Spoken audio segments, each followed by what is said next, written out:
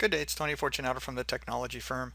I thought I would share a few slides with you on a presentation I'm working on. I'm doing actually a webcast on March the 19th, 2014 for Fluke Networks. And I thought I'd share a few slides with you. If you want to see the whole thing, you can attend the event.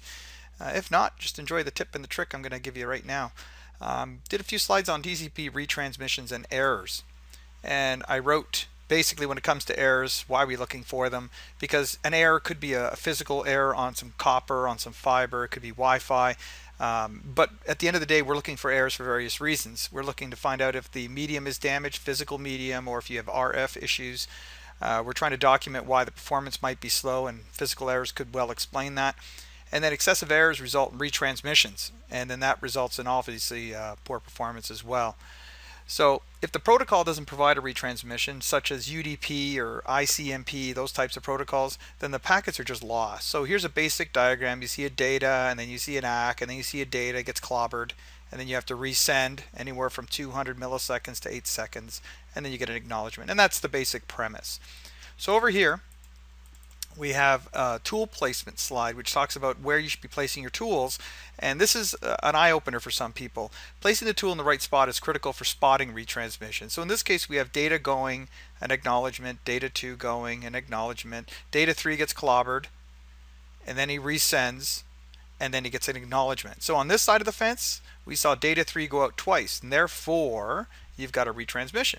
On the right hand side here, this guy only saw data 3 arrive 201, I guess, milliseconds after this ACK. He never saw the first, obviously, the first attempt at data 3. He only saw the retransmitted packet.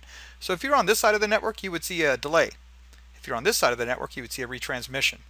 And that's a very simple way of explaining that, all right? So it's kind of important to make sure you put the tools in the right place.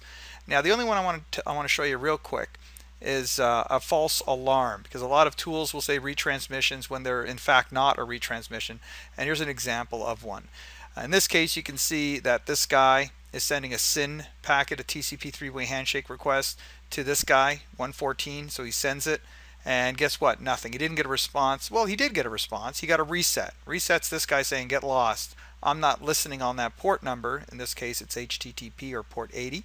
And he's saying get lost. This guy's not getting a hint, so he sends a SYN anyways, and he says I said get lost, and he says a SYN, and so on and so on.